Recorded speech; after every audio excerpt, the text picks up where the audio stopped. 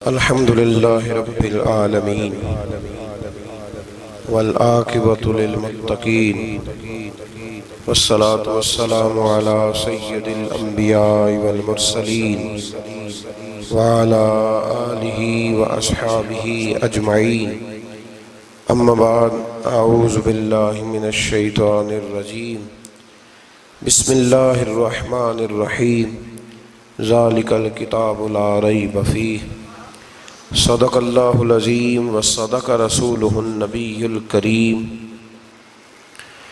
ان اللہ وملائکتہ یصلون علی النبی یا ایہا الذین آمنوا صلوا علیہ وسلموا تسلیما الصلاۃ والسلام علیک یا سیدی یا رسول اللہ وعلى آلك وأصحابك يا سيدي يا حبيب الله اللهم صل على سيدنا ومولانا محمد معدن الجود والکرم وآلہ وصحبہ وبارک وسلم۔ تمام تعریفیں حمد و ثنا اللہ تعالیٰ جل مجدہ الکریم کے لیے، اور ہر قسم کے درود و سلام نبی رحمت صلی اللہ تعالیٰ علیہ وسلم کی ذات والا صفات کے لیے حمد و صلات کے بعد، عزیز دوستو، قرآن مجید کی دو قسم کی ترتیبیں ہیں۔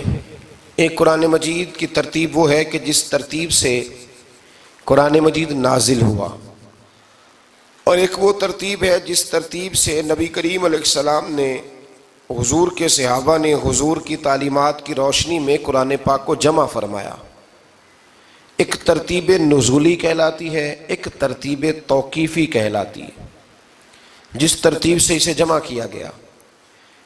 نزول کے اعتبار سے قرآن مجید کی سب سے پہلی سورہ مبارکہ سورہ اقرا ہے، اس کی ابتدائی آیات نازل ہوئیں، اور ترتیب کے لحاظ سے جو مصحف کے اندر قرآن پاک میں ترتیب ہے، اس لحاظ سے قرآن مجید کی پہلی سورہ کا نام سورہ فاتحہ ہے، اور نبی کریم علیہ السلام نے فرمایا یہ سورہ فاتحہ اتنی شاندار ہے کہ ایسے کلمات کسی اور امت کو نہیں ملے جیسے اللہ نے سورہ فاتحہ میں ہمیں عطا فرمائے ہیں۔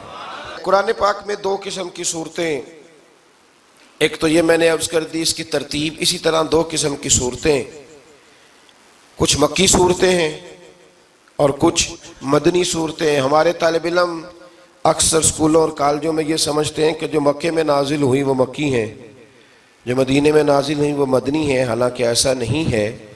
جو ہجرت سے پہلے نازل ہوئیں وہ مکی ہیں،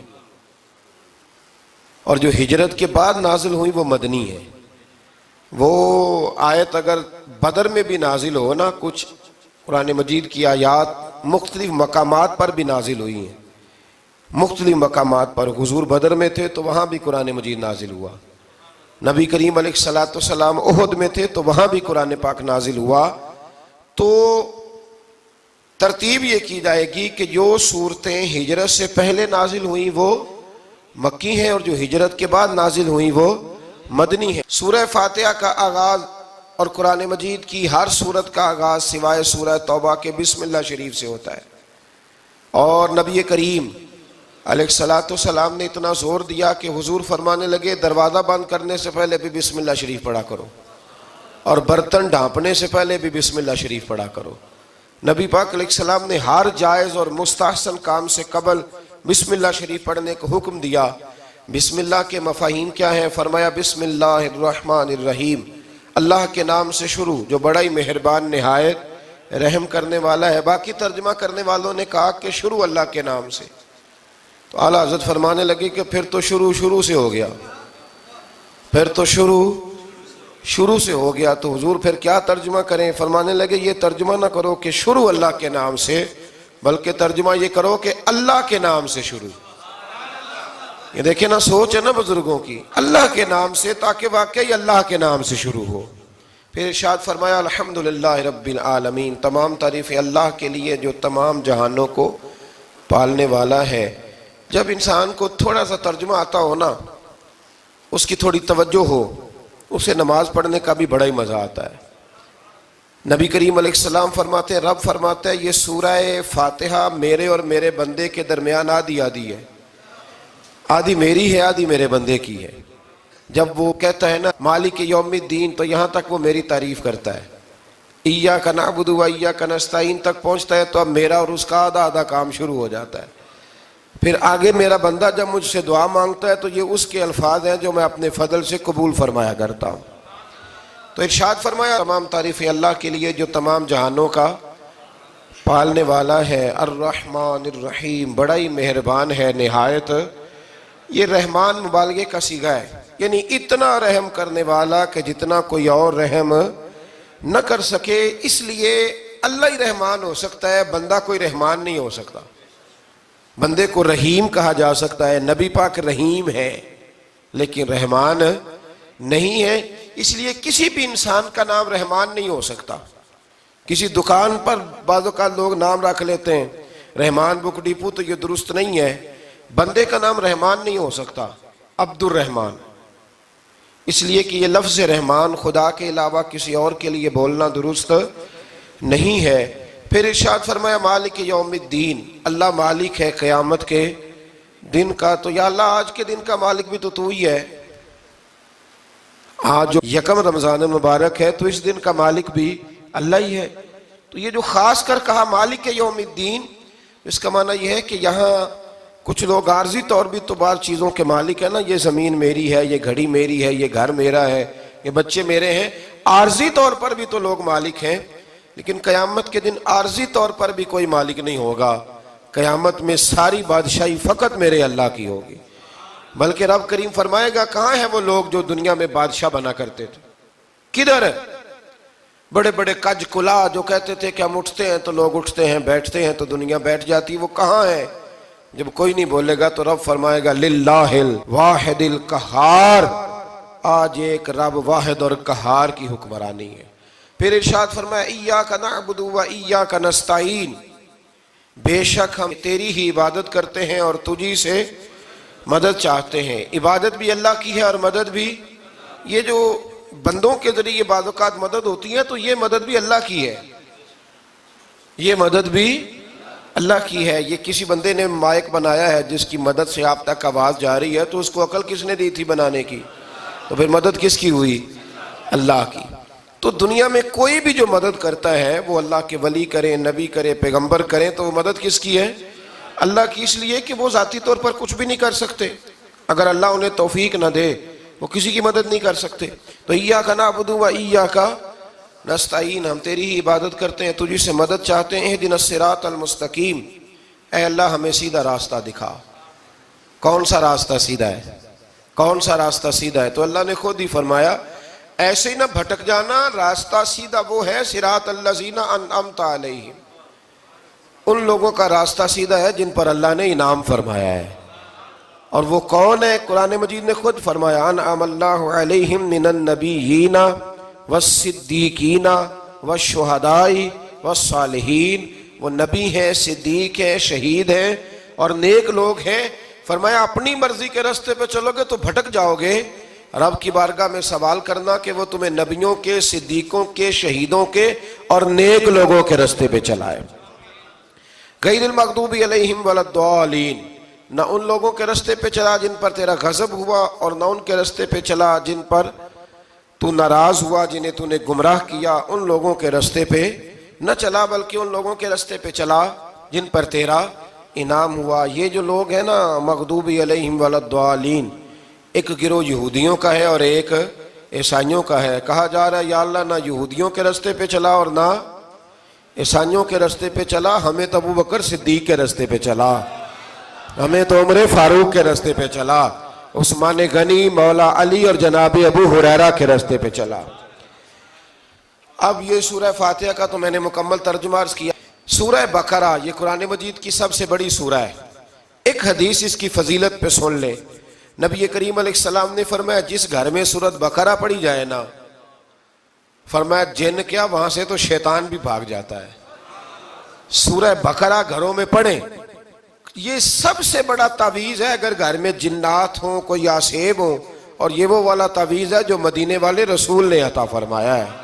یہ سب سے بڑی سورہ ہے۔ مفسرین فرماتے ہیں اگر کوئی استدلال کی قوت رکھتا ہو تو ایک 100 چیز کا اللہ نے حکم دیا ہے۔ بلکہ امام اعظم فرماتے ہیں 100 تھوڑی ہے، میری نظر سے پڑھو تو 1000 چیزوں کا حکم دیا ہے، 1000 سے منع کیا ہے، اور 1000 قسم کی نصیحتیں اللہ کریم نے سورہ بقرہ کے اندر فرمائی ہیں۔ اس سورہ مبارکہ کا جو پہلا رکوع ہے نا، اس میں جو سب سے پہلی آیت ہے وہ ہے الف لام میم۔ ان کو کہتے ہیں حروف مقطعات۔ پہلا لفظ ہی جب کوئی قرآن مجید کا پڑھتا ہے نا، بہت بڑا عالم فاضل، بہت بڑا محدث، تو اسے یہ کہنا پڑتا ہے کہ میں نہیں جانتا، اللہ جانتا ہے یا اللہ کا رسول جانتا ہے۔ الف لام میم کا معنی ہم نہیں جانتے، اللہ جانے یا اللہ کا رسول جانے، یا جس کو وہ دونوں بتا دیں وہ جانتا ہے، ورنہ یہ اللہ اور اس کے رسول کا راز ہے۔ یہ آگے ارشاد فرمایا ذالک الکتاب لا ریب فیہ، یہ وہ عظیم کتاب ہے جس میں شک کی کوئی گنجائش نہیں ہے۔ ھدی للمتقین، یہ ہدایت ہے پرہیزگاروں کے لیے۔ سوال یہ ہوتا تھا کہ یا اللہ جو متقی پرہیزگار ہیں وہ تو پہلے ہی ہدایت پہ ہیں، تو قرآن بھی اگر انہیں ہدایت دے گا تو پھر جو گنہگار ہیں ان کی ہدایت کہاں ہے؟ تو اس آیہ مقدسہ کا معنی مفسرین نے یہ بیان فرمایا ہے کہ مطلب اس کا یہ ہے کہ قرآن ہدایت دیتا سب کو ہے، لیکن اس سے ہدایت حاصل متقی لوگ کرتے ہیں۔ بارش برستی ہے نا سب جگہوں پہ، لیکن اگر کسی نے فرش کرایا ہو، ٹائلیں لگوائی ہو، تو وہاں پھل پھول اگ سکتے ہیں، سبزہ اگ سکتا ہے، اس کے لیے زمین کا زرخیز ہونا شرط ہے۔ قرآن مجید سب کو ہدایت دیتا ہے، لیکن قرآن مجید سے ہدایت لیتے وہ ہیں جنہیں اللہ نے تقوی والا دل عطا فرمایا ہے، ڈرنے والا دل دیا ہے۔ آگے جو آیات ہیں نا 5، ان میں اللہ تبارک و تعالیٰ نے متقی لوگوں کی فضیلت بیان کی ہے، نشانیاں بیان کی ہیں کہ وہ کون ہوتے ہیں۔ ان میں پہلا ارشاد فرمایا کہ متقی وہ ہوتا ہے جو غیب پہ ایمان لے آتا ہے، اس چکر میں نہیں پڑتا کہ آنکھوں سے دیکھوں گا تو مانوں گا۔ اور دوسرا فرمایا متقی وہ ہوتا ہے جو نماز قائم کرتا ہے اور اللہ کے دیے ہوئے رزق سے اللہ کے راستے میں خرچ کرتا ہے۔ اور تیسرا فرمایا متقی وہ ہوتے ہیں کہ محبوب جو قرآن ہم نے آپ پہ نازل کیا اس پر بھی ایمان لاتے ہیں، اور جو آپ سے پہلے نازل کیا گیا اس پر بھی ایمان لاتے ہیں، یعنی تورات کو، زبور کو، انجیل کو، اس کو بھی وہ مانتے ہیں۔ اور پھر اللہ کریم نے فرمایا اولئک علی ھدی من ربہم واولئک ھم المفلحون، یہ جو لوگ ہیں نا غیب پر ایمان لانے والے، نماز پڑھنے والے، زکوٰۃ دینے والے، پچھلی کتابوں کو بھی ماننے والے، نبیوں کو بھی ماننے والے، اور رسول پاک پر ایمان لانے والے، فرمایا یہ وہ لوگ ہیں جو اللہ کی طرف سے ہدایت پر ہیں، اور یہ وہ لوگ ہیں جو دنیا میں بھی کامیاب ہو جائیں گے اور آخرت میں بھی کامیاب ہو جائیں گے۔ پھر آگے نا اللہ تبارک و تعالیٰ نے کفار کا ذکر فرمایا ہے 3 آیات کے اندر۔ مومن کے بعد دوسرا درجہ کس کا ہے ذکر میں؟ کافر کا۔ پہلے بات ہوئی 5 آیات میں مومنوں کی، اب 3 آیات میں ذکر کیا گیا پکے کافروں کا۔ مومن وہ ہوتا ہے زبان سے بھی اللہ اور اس کے رسول کو مانے، ان کی لائی ہوئی چیزوں کو مانے اور دل سے بھی تسلیم کرے۔ اور کافر وہ ہوتا ہے کہ جو نہ زبان سے مانتا ہے اور نہ ہی دل سے تسلیم کرتا ہے۔ پھر اللہ تبارک و تعالیٰ نے 13 آیات کے اندر، 3 آیتوں میں کافروں کا ذکر کیا اور 13 آیات کے اندر پھر منافقین کا ذکر فرمایا ہے۔ منافق اس کو کہتے ہیں، منافق اس کو کہتے ہیں جو زبان سے تو دعوے اونچے اونچے کرتا ہے ایمان کے، لیکن اس کے دل میں ایمان موجود نہیں ہوتا۔ آپ حیران ہوں گے، یہیں پہ بات کو ذرا غور سے سمجھیں کہ مومنوں کا ذکر 5 آیات میں اور کفار کا 3 آیات میں، پکے کفار کا، اور منافقین کے لیے اللہ نے اگلے ہی رکوع میں 13 آیات بیان فرمائی۔ 13، یہ خطرناک گروہ ہے منافقین کا، یہ خوفناک لوگ ہیں، یہ وہ چھپی ہوئی بیماری ہے کہ جس کو پکڑنا تھوڑا مشکل ہے۔ کچھ بیماریوں کو ڈاکٹر کہتے ہیں نا یہ خاموش قاتل ہے، قتل کر دیتی ہے پر پتہ نہیں لگنے دیتی۔ اسی طرح منافقین کا ٹولہ ہے۔ قرآن مجید کہتا ہے ان منافقین کے بارے میں وَمِنَ النَّاسِ مَن يَقُولُ آمَنَّا بِاللَّهِ وَبِالْيَوْمِ الْآخِرِ وَمَا هُمْ بِمُؤْمِنِينَ، اے محبوب کچھ لوگ کہتے ہیں ہم اللہ اور آخرت پر ایمان لائے، لیکن وہ ایمان لانے والے نہیں ہیں۔ تو جب رب کہتا ہے نہیں ہے، آج کسی کو کہہ دیا جائے نا کہ وہ بندہ جھوٹا کلمہ پڑھتا ہے، اس کی باتیں نہیں بتاتی، تو کہتے ہو آپ ایک کلمہ گو کو برا کہہ رہے ہیں۔ تو یہاں تو اللہ ان کے کلمے کا بھی اعلان فرما رہا ہے اور ان کے نفاق کا بھی اعلان 13 آیات میں۔ اور رب فرماتا ہے یخادعون اللہ والذین آمنوا وما یخدعون الا انفسهم وما یشعرون، فرمایا وہ اللہ کو دھوکہ دینا چاہتے ہیں مومنوں کو، حالانکہ نہیں دھوکہ دیتے مگر اپنی ہی جانوں کو، انہیں شعور ہی نہیں۔ اللہ تبارک و تعالیٰ نے 13 آیات کے اندر مکہ مکرمہ میں منافق کوئی نہیں تھا جب تک حضور نے ہجرت نہیں کی تھی۔ کیوں؟ اس لیے کہ وہاں جو کلمہ پڑھتا تو اسے مار کھانی پڑتی تھی۔ تو کسی کو کیا مصیبت پڑی تھی جھوٹا کلمہ پڑھ کے مار کھائے۔ مدینے میں جب اسلامی حکومت قائم ہو گئی نا، تو کچھ لوگوں نے اسلامی حکومت سے فائدہ لینے کے لیے جھوٹے موٹے کلمے پڑھ لیے، اندر کفر رکھتے تھے، اوپر سے اظہار اسلام کرتے تھے۔ تو رب فرماتا ہے کہ ان کا یہ ایمان قابل قبول نہیں ہے۔ تو یا اللہ پھر کس کا ایمان قابل قبول ہے؟ تو اللہ کریم نے فرمایا وَإِذَا قِيلَ لَهُمْ آمِنُوا كَمَا آمَنَ النَّاسِ، جب ان سے کہا جاتا ہے نا اس طرح ایمان لاؤ جس طرح دوسرے لوگ لائے، یعنی ابو بکر صدیق کی طرح ایمان لاؤ، عمر فاروق کی طرح ایمان لاؤ، عثمان غنی کی طرح، مولا علی کی طرح، بلال حبشی کی طرح، تو کیا جواب دیتے ہیں؟ قالوا انؤمن كما آمن السفهاء، کیا اس طرح ایمان لائیں جس طرح یہ بیوقوف ایمان لائے؟ الا انہم هم السفهاء، اللہ فرماتا ہے خبردار بے شک وہی بیوقوف ہے، ولکن لا يعلمون، لیکن انہیں اس کا علم نہیں ہے۔ وہ کہا کرتے تھے کہ یہ تو بیوقوف ہے معاذ اللہ، ابو بکر صدیق نے سارا ہی مال دے دیا نبی پاک کو، عمر فاروق نے آدھا دے دیا، مولا علی نے سارا کچھ حضور کے نام کر دیا، عثمان جو کماتے محنت کے ساتھ وہ سارا وہاں جا کے پیش کر دیتے ہیں، تو بیوقوفی ہے۔ آج بھی کچھ لوگ کہتے ہیں کلمہ پڑھنا چاہیے سیدھا سیدھا، یہ کیا بات ہو گئی کیا بندہ مسیتڑی ہو جائے؟ کاروبار بھی تو کرنا ہے نا، نماز روزہ بھی، تو بیوقوفی ہے۔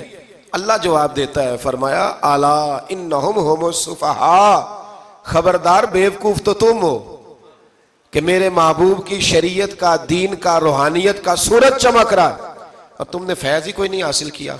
تو میرے بھائیوں، صحابہ کا ایمان وہ ایمان ہے، اہل بیت نبوت کا وہ ایمان ہے کہ اللہ کو ایمان بھی وہ والا پسند ہے جو حضور کے غلاموں جیسا ایمان ہو۔ اللہ تبارک و تعالیٰ نے منافقین کا ذکر فرمایا، تو پھر اللہ کریم نے فرمایا یہ تو وہ بیوقوف لوگ ہیں اس آدمی کی طرح جو آگ جب پوری جلا لیتا ہے نا روشنی پھیل جاتی ہے تو پھر اللہ اس کا نور لے جاتا ہے۔ انہوں نے بھی چلاکیاں کر کے تھوڑا سا ماحول بنایا تھا تو اللہ نے ان کے سارے پردے کھول دیے، ان کے پاس کچھ باقی بچا، ان کے پردے کھول گئے۔ رسول کریم علیہ السلام کی بارگاہ میں نا ایک دن ان منافقین نے شرارت کر دی۔ منافقین نے شرارت کیا کی؟ جب حضور صلی اللہ علیہ وسلم نے فرمایا نا پوچھو جو پوچھنا ہے، تو امام راضی کہتے ہیں یہ پیچھے نمازیں پڑھتے تھے، یہ 313 تھے حضور کے پیچھے۔ اگر مدینے میں رہ کے منافق ہو سکتے ہیں تو باقی ملکوں میں بھی تو ہو ہی سکتے ہیں نا جی۔ حضور کے پیچھے نمازیں پڑھتے تھے تو ایک دن کہنے لگے جی یہ کہتے ہیں جو مرضی پوچھو تو ہم پیچھے نمازیں پڑھتے ہیں، ہمارا انہیں پتہ نہیں۔ جب یہ اعتراض کیا نا حضور کے علم پر، آپ سمجھ لیں کہ حضور کے علم پر اعتراض کرنا طریقہ کس کا ہے؟ طریقہ کس کا ہے حضور کے علم مبارک پر اعتراض کرنا؟ کہنے لگے پیچھے نمازیں پڑھتے انہیں پتہ ہی نہیں۔ جب یہ کہا تو اللہ کے رسول نے نا، جمعے والا دن تھا، حضور نے فرمایا میرے علم پر اعتراض کرتے ہو؟ 70 بندے نام لے کر اور ولدیتیں لے کر، بلکہ بہت سارے ایسے تھے جنہیں کنفرم ہو گیا کہ ولدیت اصل میں ہے کیا، انہیں طے ہو گیا۔ حضور کے بے ادب کے لیے یہ طے کرنا بھی مشکل ہوتا ہے نا، طے ہو گیا کہ ولدیت ہے کیا۔ 70 بندے نام لے کے حضور نے مسجد نبی سے نکال دیے، فرمایا یا فلاں بن فلاں قم فخرج فإنک منافق، او فلاں کے بیٹے فلاں کھڑا ہو جا، نکل جا، تو منافق ہے۔ حضور نے 70 بندے نکال دیے۔ اب 70 بندے اکٹھے گلی میں نکلیں تو رش تو پڑ جاتا ہے نا۔ حضرت عمر فاروق لیٹ ہو گئے، جمعے میں آ رہے تھے، ان کو جاتے ہوئے دیکھا تو عمر فاروق فرمانے لگے جمعہ ہو گیا ہے بھئی، 70 بندے نکل آئے باہر، جمعہ ہو گیا ہے۔ تو ایک منافق کہنے لگا تھا کہ نہیں حضور نے نکال دیا، تو عبداللہ بن ابی سلول جو ان کا سربراہ تھا نا وہ کہنے لگا چپ کر۔ حضرت عمر سے کہنے لگا ہاں جی ہو گیا ہے، وہ بھی کہنے لگا تھا نہیں ہوا، ہمیں نکال دیا گیا۔ تو یہ سردار بولا، کہنے لگا ہو گیا ہو گیا۔ حضرت عمر کہنے لگا چلو جمعہ ہو گیا تو جا کے اندر حضور کی زیارت ہی کر لیتا ہوں، لیٹ تو ہو ہی گیا ہوں۔ حضرت عمر اندر چلے گئے تو پیچھے سے وہ منافقین اپنے سردار سے کہنے لگے کہ 2 منٹ میں عمر کو پتہ چل جائے گا کہ تم نے جھوٹ بولا ہے. عمر کو جا کے پتہ چل جائے. کہنے لگا بڑے پاگل ہو, میں نے تمہاری جان بچائی ہے. نبی پاک نے تو مسجد سے نکالا ہے نا, تو عمر کو پتہ چل جاتا نا منافق ہیں. تو ابو بکر بھی مسجد میں تھے, علی بھی مسجد میں تھے, عثمان بھی مسجد میں تھے, بچانے والا ہی کوئی نہیں تھا. عمر نے تلوار لے کے تو دنیا سے ہی نکال دینا تھا. تو میں نے جان بچائی ہے, آپ جائیں گے نا اندر تو حضور ٹھنڈا کر دیں گے, فرمائیں گے چلو میں نے نکال جو دیا ہے. تو یہ وہ منافقین کی جماعت ہے.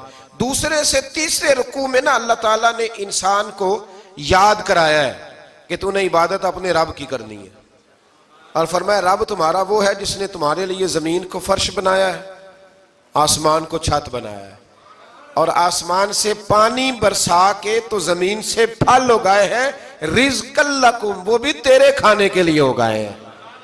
وہ جو آسمان سے بارش برسا کے زمین سے سبز اور پھل اگائے ہیں تو وہ بھی تیرے لیے. جب سارا کچھ تیرے لیے بنایا تو بھی تو عبادت کرنا اپنے رب کی, پھر کسی کو اس کا شریک نہ ٹھہرا. ایک چیلنج بھی کیا قرآن مجید نے اس رکوع کے اندر. کہا کرتے تھے مکے کے لوگ کہ آپ قرآن مجید کی آیتیں نبی کریم علیہ السلام سے کہا کرتے تھے کہ معاذ اللہ آپ خود بناتے ہیں, بنا کے لاتے ہیں. تو اللہ کریم نے فرمایا وَإِن كُنتُمْ فِي رَيْبٍ مِّمَّا نَزَّلْنَا عَلَىٰ عَبْدِنَا فَأْتُوا بِسُورَةٍ مِّن مِّثْلِهِ, اگر تمہیں شک ہو نا اس میں جو ہم نے بندہ خاص پہ نازل کیا ہے تو تم بھی اس جیسی ایک صورت بنا کے لاؤ. پڑھے لکھے تو تم بھی ہو نا, مکے میں تم بھی رہتے ہو, تو ایک صورت بنا کے لاؤ. قرآن مجید ہم سے چھینا گیا ہے سازش کے تحت, اس لیے کہ جس قوم کو قرآن آ جاتا ہے نا پھر کوئی کافر اس کا مقابلہ نہیں کر سکتا. دیکھیں نا اگر کافروں کے پاس جواب ہوتا قرآن پاک کا تو بدر اور احد میں نا کوئی آیت بنا کے لاتے قرآن کے مقابلے کی, تلواریں لے کے نہ آتے. ان کے پاس جواب ہی نہیں تھا, اور قیامت تک کسی کافر کے پاس قرآن مجید کا کوئی جواب, قرآن کا کوئی جواب, قسم اللہ کی جواب کوئی نہیں قرآن کا, اس کا کوئی جواب نہیں. کیا بات ہے قرآن پاک کی. وہ ایک دفعہ مسلمہ کذاب بے ایمان کہنے لگا میں نے بنا لیا ہے قرآن پاک کا جواب. معاذ اللہ, جواب کیا بنایا؟ وہ سورت ہے نا القاریۃ ما القاریۃ وما ادراک ما القاریۃ, کھڑکھڑانے والی کیا ہے, کھڑکھڑانے والی تمہیں کیا پتا کیا ہے کھڑکھڑی, قیامت کا ذکر ہے. کہنے لگا میں نے اس جیسی سورت بنا لیا. تو کیا بنایا؟ الفیل مل فیل وما ادراک ما الفیل. کہنے لگا ہاتھی, تمہیں کیا پتا کیا ہاتھی, تم کیا جانو کیا ہاتھی. تو پاس جو اس کے اپنے بیٹھے تھے نا چیلے, وہ کہنے لگے چپ کر جا, سارے زمانے کو پتا ہے ہاتھی کیا ہوتا ہے. تو پاگل ہے, اس کے 2 کان ہوتے ہیں, ایک سونڈ ہوتی ہے, 4 اس کے پیر ہوتے ہیں. بیوقوف آدمی, قرآن کا مقابلہ کرنا ہے تو کچھ چج کے ساتھ کر, پاگلوں کی طرح مقابلہ کرے گا, جوتے کھائے گا بھی, ہمیں بھی پڑھوائے گا. تو قرآن مجید کا کوئی مقابلہ کر سکا؟ تو اس آیہ مبارکہ میں اللہ نے کافروں کو یہ کہا اگر مقابلہ نہیں کر سکتے تو پھر اللہ سے ڈرو, ورنہ دوزخ میں ڈالے جاؤ گے. وہ جس کا ایندھن آدمی اور پتھر ہے, اور بنائی بھی کافروں کے لیے گئی ہے. اعدت للکافرین, جہنم کس کے لیے بنائی گئی ہے؟ کافروں اور منافقوں کے لیے. مسلمانوں کے لیے بنائی گئی, مسلمان مرضی سے چھلانگے لگائیں تو ان کی موج ہے, ورنہ ان کے لیے جہنم, ان کے لیے اللہ نے جنت بنائی ہے. اور یہ بات کرتے ہی رب کریم نے فرمایا اے محبوب علیہ السلام مومنوں کو خوشخبری دے دیں کہ اللہ نے ان کے لیے جنت بنائی ہے, اس میں باغات ہیں, انہیں رزق دیا جائے گا کھانے کے لیے, اور اس میں انہیں پاکیزہ بیویاں دی جائیں گی, اور پھر وہ اس میں ہمیشہ رہیں گے, انہیں اس سے نکالا نہیں جائے گا. آگے جو آیات کریمہ ہے نا اس کے اندر اللہ تبارک و تعالیٰ نے فرمایا ہے کہ اللہ حیا نہیں کرتا سمجھانے کے لیے مچھر کی مثال بھی دینی پڑے. فرمایا قرآن سے کچھ لوگ ہدایت حاصل کرتے ہیں اور کچھ گمراہ ہو جاتے ہیں. جب لوگ اپنی مرضی کی تشریحات چاہتے ہیں تو گمراہ ہوتے ہیں, اور جب قرآن کو رسول اللہ صلی اللہ علیہ وسلم اور امت مسلمہ کی تشریحات کی روشنی میں سمجھتے ہیں تو پھر اللہ ہدایت عطا فرماتا ہے. پھر اللہ تبارک و تعالیٰ نے آگے ارشاد فرمایا حضرت آدم کی پیدائش کا واقعہ. کچھ مفسرین نے لکھا ہے اللہ نے مشورہ کیا تھا فرشتوں سے, وَإِذْ قَالَ رَبُّكَ لِلْمَلَائِكَةِ إِنِّي جَاعِلٌ فِي الْأَرْضِ خَلِيفَةً. لیکن کچھ مفسرین کہتے ہیں کہ اللہ کو ضرورت نہیں فرشتوں سے مشورہ کرنے کی. اللہ نے فرشتوں سے مشورہ نہیں کیا, بلکہ رب نے انہیں آگاہ فرمایا تھا کہ میں لگاؤں زمین پہ اپنا نائب بنانے. میں خلافت دینے لگا ہوں زمین پہ. اب یہ تو دینے والی کی مرضی ہے نا اس نے کس کو دینی ہے, یہ تو دینے والے کی مرضی ہے نا اس نے. تو کچھ لوگ کہتے ہیں کہ دینے والے سے زیادہ ہمیں پتہ ہے. تو فرشتوں کو بھی یہ اجتہادی خطا ہو گئی, کہنے لگے یا اللہ اسے نہ بنانا, یہ فساد کرے گا, یہ خون ریزیاں کرے گا. تو اللہ نے فرمایا جو میں جانتا ہوں وہ تم. اللہ اکبر. امام راضی فرماتے جب رمضان آتا ہے تو اللہ فرشتوں سے کہتا ہے ذرا یہ کھول کے دروازے دیکھو نا یہ زمین پہ کیا کر رہے ہیں. تم تو کہتے تھے فساد کریں گے اور یہ سارے تراویحیں پڑھ رہے ہیں. تم تو گویا کہتے تھے فساد کریں گے اور یہ تو دیکھو گویا رمضان کے روزے رکھ رہے ہیں, یہ تو میری یاد میں نکلے ہوئے ہیں. تم کچھ کہتے تھے اور دیکھو میں نے تمہیں کہا تھا نا جو میں جانتا ہوں وہ تم. اللہ نے پھر حضرت آدم علیہ السلام کو تمام زمانے کے علوم عطا کیے, علم سکھا لیا. تو فرشتوں سے کہا تم بھی ان چیزوں کے نام بتاؤ, تو وہ بتا سکے نہیں. اللہ نے فرمایا اب اس طرح کرو آدم کو سجدہ کرو. سب نے سجدہ کیا سوائے. وہ کہنے لگا یا اللہ صرف تجھے ہی کرنا ہے. کرنا بھی صرف اللہ کو چاہیے پر رب کے آگے بھی جھکنا چاہیے, اور جس کے سامنے رب جھکائے نا وہاں بھی. اور یہ جو عاجزی ہے نا, یہ جو جھکنا ہے یہ علم کے آگے ہے. ہماری مصیبت یہ ہے کہ ہم علم کے آگے بھی گردن جھکانے کو تیار نہیں ہوتے, وہاں بھی ہم خود عالم فاضل بن جاتے ہیں. تو فرمایا کہ سب سے کہا سجدہ کرو, سب نے سجدہ کیا سوائے ابلیس کے. تو پھر ہوا کیا وکان من الکافرین, وہ کافروں میں سے ہو گیا. پھر اللہ نے حضرت آدم کو اور جناب حوا کو نا مقام دے دیا جنت میں رہنے کے لیے, اور کہا سارا کچھ کھانا, درخت کے قریب نہ جانا. ابھی آپ کسی سے کہہ دیں تھوڑا سا کہ پیچھے نہ دیکھنا, یعنی اگر میری سمجھ لیں ادب کی وجہ سے کوئی 1.5-2 منٹ یا 6 منٹ نہیں بھی نہ دیکھے گا تو سوچے گا ضرور کہ پتہ نہیں اب پیچھے کیا ہے, مصیبت کیا ہے. یعنی آپ کہہ کے دیکھ لیں کسی کو, پیچھے نہ دیکھنا. فطرت ہے نا انسان کی, وہ جستجو کرتا ہے. کہا اس درخت کے پاس نہ جانا. تو حضرت حوا سلام اللہ علیہ کہتے ہیں دل میں خیال رہتا تھا کہ آخر ہے کیا درخت کے پاس. یہی انسان کا عقیدہ توحید ہے کہ جہاں سے رب منع کر دے وہاں وہ منع ہو جائے. اور یہ ان کی خطا نہیں تھی, یہ اللہ کی حکمت تھی, چونکہ رب نے تو پہلے کہہ دیا تھا بنایا ہی زمین کے لیے, تو یہ تو سارا کچھ ہونا تھا تو زمین پہ آنا تھا نا.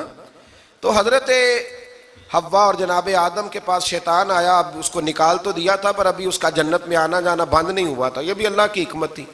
تو وہ کہنے لگا تمہیں پتہ ہے بعد میں مر جاؤ گے. تو حضرت حوا کہنے لگی کیا موت بھی آئے گی؟ کہاں, اس کی تکلیف بھی بڑی ہوگی, تو پھر بچیں گے کیسے؟ تو کہنے لگے پھل کھا لو اس درخت کا. تو بچنے کے لیے پھل کھایا تھا. جس طرح لوگ آج بہت سارے کام بچنے کے لیے کرتے ہیں پر بچ سکتے, بچنے کے لیے پھل کھایا. تو اللہ نے فرمایا زمین پہ چلے جاؤ. تو حضرت آدم زمین پہ آئے, پھر کئی 100 سال روتے رہے. فَتَلَقَّى آدَمُ مِن رَبِّهِ کَلِمَاتٍ, تو پھر اللہ نے خود ہی جناب آدم کو کچھ کلمے سکھائے. علامہ اسماعیل لکی فرماتے ہیں وہ کلمے یہ تھے کہ حضرت آدم نے میرے نبی کا وسیلہ پیش کیا, تو اللہ کریم نے جناب آدم کی دعا کو مقبول فرما لیا. پھر آگے بنی اسرائیل کا ذکر آ جاتا ہے. اللہ تعالیٰ نے بنی اسرائیل, آج آپ اسی قوم کو یہودی کہتے ہیں, ان کو اللہ نے اس زمانے میں فضیلت عطا کی تھی بہت زیادہ. تو عرب کے اندر جب نبی پاک علیہ السلام نے اعلان نبوت کیا تو کچھ لوگوں نے یہ کہہ دیا کہ اگر یہ یہودی کلمہ پڑھ لیں گے تو ہم بھی پڑھ لیں گے. تو پھر اللہ نے انہیں یاد کرایا کہ تم اصل میں کیا ہو, تمہیں کلمہ پڑھنا چاہیے. تو اہل یہود کا تذکرہ کرتے کرتے رب کریم نے ایک بات یہ بھی ارشاد فرمائی کہ تم لوگوں کو تو کہتے رہے ہو کہ وہ نبی آنے والے ہیں, وہ نبی آنے والے ہیں, اور جب آ گئے ہیں تو ماننے کو تیار نہیں ہو. تو فرمایا تأمرون الناس بالبر وتنسون انفسکم وانتم تتلون الکتاب, لوگوں کو بھلائی کا حکم دیتے ہو اور اپنے آپ کو بھول جاتے ہو. افلا تعقلون, تمہیں عقل نہیں؟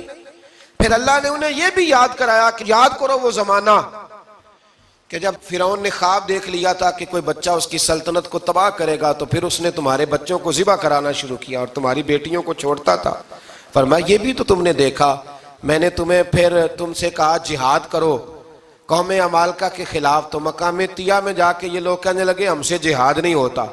اللہ نے انہیں ایک میدان میں قید کر دیا. بڑی دلچسپ بات, قید تو لوگ ہوتے ہیں نا چار دیواری میں, تو اللہ نے بنی اسرائیل والوں کو جب انہوں نے کہا ہم جہاد نہیں کریں گے تو اللہ نے میدان میں قید کر دیا. میدان میں. یہ یاد رکھیں، جب انسان اللہ کی نافرمانی کرتا ہے تو اسے ایسی قید ملتی ہے جس کا اس نے تصور بھی نہیں کیا ہوتا. ایک میدان ہے مقام طیا، قید ہو گئے. سارا دن سفر کرتے تھے، سارا دن، تو رات کو تھک کے سوتے تھے، صبح اٹھتے تھے نا جب، تو وہیں ہوتے تھے جہاں کل صبح چلے تھے. تو رب جب کسی کو قیدی بناتا ہے تو اسے زنجیروں کی، سلاخوں کی ضرورت. دعا فرمائے اللہ تبارک و تعالی غموں سے نجات عطا فرمائے. یہ دعا فرمائے. ایسی قید دیتا ہے کہ جس سے پھر چھٹکارا ہو سکتا. تو بنی اسرائیل کا بہت زیادہ تذکرہ اس پارے میں اللہ تبارک و تعالی نے پھر بیان کیا، اور پھر کہا کہ انہیں جو حکم دیا جاتا تھا یہ اس کی سرتابی کرتے تھے. پھر اللہ نے ان پر ذلت نازل کر دی اور یہ ہمیشہ اس کا شکار رہے. قوم سبت کا ذکر فرمایا اللہ نے. ہفتے والے دن کچھ لوگ نافرمانی کرتے تھے. ہمارے بھی ہیلے بہانے ہیں نا آج کل کاروبار میں. تو اسی سپارے کی آیت نمبر 65 کے اندر اللہ تعالیٰ نے حضرت داؤد کی قوم کا ذکر کیا کہ اللہ نے انہیں حکم دیا تھا کہ ہفتے والے دن مچھلیاں نہیں پکڑنی. تو وہ کہتے تھے چلو ہاتھ لگا کے نہیں پکڑنی، ہاتھ لگا کے. وہ ہمارے لوگ ہیلے بہانے تلاش کر لیتے ہیں نا. وہ بڑے جناب انشورنس والا آ گیا، اب وہ بینک والا آ گیا، اب وہ فلانے صاحب آ گئے، وہ تروڑ مروڑ کے کہانیاں باتیں، اور پھر ہمیں بھی رستے مل جاتے ہیں بچنے کے. مفتی صاحب نے کہہ دیا تھا، ایک مولانا سے میں نے ان کو کہا ہفتے والے دن مچھلیاں نہیں پکڑنی. کہا نہیں پکڑتے، چھوٹے چھوٹے حوض بنا لیے. تو مچھلیاں زیادہ آتی تھی اس دن، یہ بھی اللہ کی قدرت تھی. نماز کے وقت گاہک زیادہ آتے ہیں، یہ اس کی قدرت ہوتی ہے. تو وہ مچھلیاں حوض میں جمع ہو جاتی ہیں. یوں سمجھ لیں کہ جال انہوں نے لگا لیے ہوئے تھے، تو جال میں وہ پھنستی رہتی تھی، حوضوں میں آتی رہتی تھی. ہفتے کو نہیں پکڑتے تھے، اتوار کو پکڑ لیتے تھے. تو پھر اللہ نے انہیں سزا دی. فرمایا تماشے کرتے ہو اللہ کے حکم کے ساتھ. کیا سزا دی؟ فَقُلْنَا لَهُمْ كُونُوا قِرَادَةً خَاسِئِينَ. فرمایا بندر بن جاؤ دھتکارے ہوئے. جو رزق حرام طریقے سے کماتے تھے رب انہیں بندر بنا دیتا تھا. ابھی بھی میں نے دیکھے ہیں بڑے بڑے تاجر پاگلوں جیسی زندگی گزار رہے ہیں. نفسیاتی طور پہ سکون نہیں ہے، کروڑوں روپیہ پڑا ہے. کیوں؟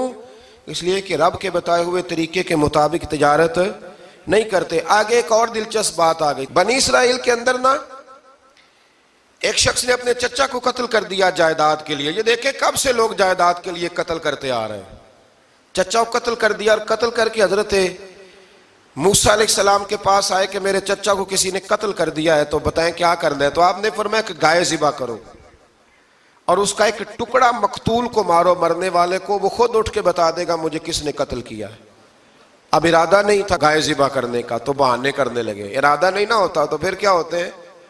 کہنے لگے گائے کس طرح کی ہو، بوڑھی ہو کہ بچی ہو، رنگ کیسا ہو، جوان ہو کہ چھوٹی ہو، حال میں ایک دفعہ چلنا سیکھ گئی ہو یا ابھی نہ سیکھی ہو. تو بتاتے گئے تو رب بھی شرطیں بیان کرتا گیا. گہرے زرد رنگ کی ہو، حال کے اندر اسے نہ چلایا گیا ہو، پانی نہ نکالا گیا ہو، نہ بچی ہو نہ جوان ہو، اس کے درمیان ہو. یہ ساری شرطیں کہاں پائی جاتی تھیں؟ حضرت موسیٰ علیہ السلام کی قوم کا ایک شخص تھا جو اللہ کا ولی تھا. وہ جب انتقال کرنے لگا نا، اللہ اکبر، دیکھو رب ولیوں کی اولادوں پر بھی کتنا فضل فرماتا ہے. وہ جب انتقال کرنے لگا تو ایک اس کے پاس چھوٹی سی بچیا تھی، گائے کی بچی. اس نے جنگل میں چھوڑ دی. کہنے لگا یا اللہ میں تیرے نام پہ چھوڑتا ہوں، میرا بچہ جوان ہو جائے تو اسے دے دینا، اور تو سرمایہ ہی کوئی نہیں. بچہ بڑا ہوا تو بچہ بھی بڑا نیک تھا، اپنی ماں کا بڑا فرما بردار تھا. اس کی ماں نے کہا بیٹا تیرے باپ نے ایک گائے چھوڑی تھی. تو بچہ جنگل میں گیا اور جا کے کہنے لگا اے اللہ میری گائے مجھ سے ملا دے. تو رب کریم نے وہ گائے واپس کر دی. وہ گائے گھر لے آیا. اب وہ کہنے لگا اماں بیچ دوں. تو اماں کہنے لگی بیٹا میرے پوچھے بغیر نہ بیچنا. کئی دفعہ گاہک لگے پر اس نے کہا جب تک میری اماں نہ کہے گی میں بیچوں گا. ادھر بنی اسرائیل والے شرطیں جتنی گائے کے بارے میں پوچھ چکے تھے وہ ساری اسی گائے میں پائی جاتی تھی. تو یہ ڈھونڈتے ڈھونڈتے وہاں پہنچ گئے. تو کہنے لگے گائے چاہیے. تو اس نے کہا بھی تمہاری مرضی سے نہیں، قیمت میری مرضی کی. ایک مفسر نے تو یہاں تک لکھا ہے کہ اس نے کہا گائے ذبح کر کے نا تو جتنا گائے کے اندر گوشت ہوگا نا اتنا ہی کھال کے اندر تو مجھے مال بھر کے دو گے. اتنے سکے بھر کے دو گے، اتنی اشرفیاں بھر کے دو گے تو پھر تمہیں گائے دوں گا۔ تو پھر یہ گائے انہیں ملی اور یہ گائے لے کر کے آئے۔ زیادہ سوالات نہ کرتے تو زیادہ الجھتے نہ۔ ہم بھی دین کے معاملے میں بڑے سوال جواب کرتے ہیں، اتنا سوال کریں جتنی اس کی ضرورت ہے۔ ان لوگوں نے سوالات زیادہ کیے تو پھر الجھ زیادہ گئے۔ تو میرے بھائی اس کا ذکر بھی اللہ تبارک و تعالیٰ نے پہلے پارے کے اندر بیان فرمایا۔ پھر اللہ کریم نے فرمایا کہ کچھ ایسے لوگ بھی ہیں یہودیوں میں سے جن کا دعویٰ ہو گیا ہے کہ ہم اللہ کے بڑے پیارے ہیں۔ فرمایا یہ صرف ان کے منہ کی باتیں ہیں، یہ تو قیامت میں پتہ چلے گا نا کہ اللہ کا پیار کس کے ساتھ زیادہ ہے۔ اور پھر یہ بھی یہودیوں نے دعویٰ کیا ہے، اسی پارے میں اللہ فرماتے ہیں کہ ان کا دعویٰ ہے کہ ہم اللہ کے بڑے پیارے ہیں، جنت میں ہم ہی جائیں گے۔ تو اللہ فرماتے ہیں پھر مرنے کی دعا تو کرو، جنت میں تو مار کے جانا ہے نا۔ لیکن رب فرماتے ہیں یہ کبھی مرنے کی دعا نہیں کریں گے، اس لیے کہ انہیں پتہ ہے کہ ہم نے آخرت کے لیے کیا بھیجا۔ لیکن جی پہلا حکم آ گیا یا ایھا الذین آمنوا کہہ کے، پہلی آیت قرآن پاک کی پہلے سپارے میں پہلی آیت جس میں اللہ نے کہا یا ایھا الذین آمنوا، تو پہلا حکم آمنوا کہہ کے۔ آیت نمبر 104 میں جو اللہ نے حکم دیا ہے نا وہ نبی پاک کی تعظیم کا حکم ہے۔ پہلا حکم ہی اللہ نے حضور کی عزت اور ناموس کا ارشاد فرمایا۔ پہلا اس ترتیب کے لحاظ سے وہ ہوا یہ کہ جب نبی پاک کو بات ارشاد کرتے تو صحابہ کرام اٹھ کے عرض کرتے رائینا یا رسول اللہ، حضور سمجھ نہیں آئی ذرا رعایت کر دیں۔ تو یہودیوں کی عبرانی زبان کے اندر نہ ذرا کھینچ کے پڑھتے تھے رائینا، تو اس کا معنی بنتا تھا معاذ اللہ اے ہمارے چرواہے، بکریاں چرانے والے کو بھی وہ رائینا کہتے تھے۔ تو جب صحابہ یہ کہنے لگے تو اللہ نے منع ہی کر دیا، فرمایا میرے محبوب کے غلاموں اس لفظ کے پیچھے چھپ کے لوگ میرے نبی کی بے ادبی کر جاتے ہیں، تو جس لفظ کا کوئی ایک معنی بے ادبی والا بنتا ہو وہ لفظ بھی میرے نبی کے لیے نہ کہو، لفظ وہ والے کہو جس میں کوئی بے ادبی کا معنی نکلے نہ۔ یہاں لوگوں نے بڑے بڑے لفظ نہیں بول دیے، پھر کہتے میرا مطلب یہ تھا، میرا مطلب وہ تھا، تو تو نے وہ لفظ بولا کیوں جس کا کوئی غلط مطلب بھی نکل سکتا تھا۔ اللہ نے فرمایا یا ایھا الذین آمنوا لا تقولوا رائینا، اے ایمان والو رائینا کہو ہی نہ۔ تو یا اللہ کیا کہیں؟ فرمایا وقولوا انظرنا، تم کہو یا رسول اللہ ایک نظر فرمائیے، انداز دیکھیے، انظرنا ایک نظر۔ تو ہمارے بزرگ تو پہلے ہی بڑے پیار والوں نے کہہ دیا یا رسول اللہ انظر حالنا۔ کہتے کہاں سے لاتے ہو جملے؟ میں نے کہا اللہ کی کتاب سے۔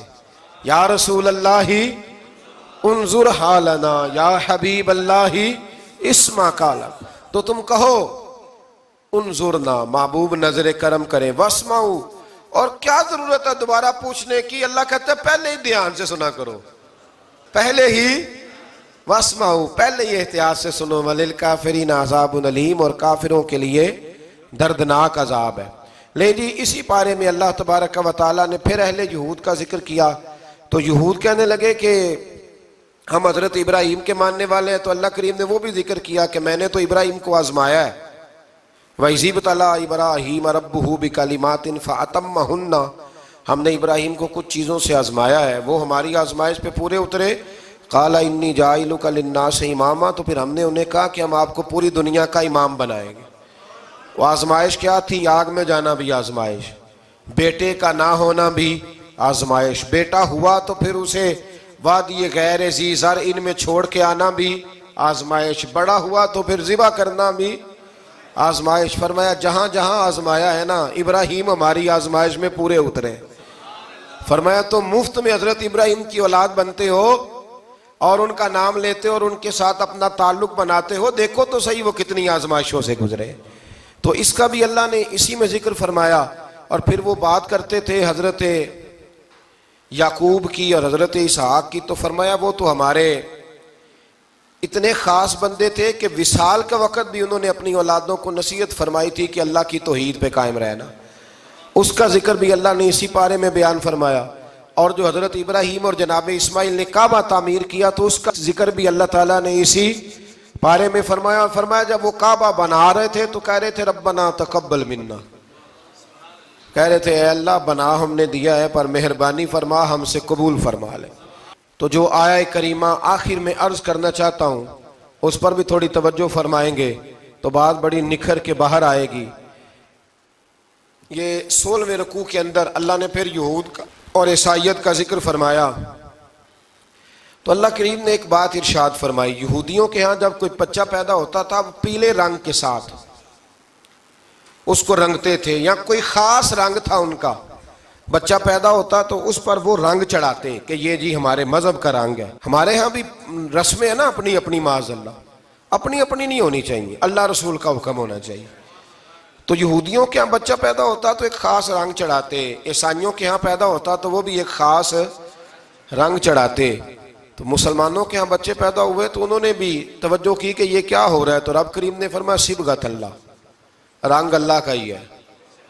ومن احسن من اللہ صبغہ، اور فرمایا اللہ کے رنگ سے زیادہ خوبصورت کس کا رنگ ہو سکتا ہے. اللہ کا رنگ کیا ہے؟ لا الہ الا اللہ محمد الرسول اللہ صلی اللہ علیہ. فرمایا نیلے پیلے کالے رنگ نہ چڑھاؤ، اپنے ذہن پر توحید و رسالت کا رنگ چڑھاؤ. یہ سب سے بہترین رنگ ہے. اگر تمہارے ذہنوں پر رب رسول کی توحید کا رنگ چڑھ گیا تو یہ وہ والا رنگ ہے، پھر تمہیں کسی اور رنگ کی طرف جانے کی ضرورت نہیں پڑے گی. تو فرمایا رنگ وہ پیدا کرو جو توحید کا ہے، رسالت کا ہے، اس رنگ کی توجہ کرو. قرآن مجید کے اس پارے میں اللہ کریم نے مختلف باتیں بیان کر کے آخری رکوع میں یہ جو رنگ کا ذکر فرمایا نا، تو یہ لگتا ہے پورے پارے کا خلاصہ ہے کہ رب کریم نے فرمایا اصل بات یہ ہے کہ تمہاری سوچوں پہ رب رسول کی توحید و رسالت کا رنگ ہونا چاہیے. ہر وقت بچہ پیدا ہو کوئی دنیا سے جائے تو رنگ کس کا ہونا چاہیے؟ اللہ رسول کے دین کا. اللہ تعالی ہمیں سمجھنے کی توفیق عطا فرمائے. آخر دعوانا ان الحمدللہ.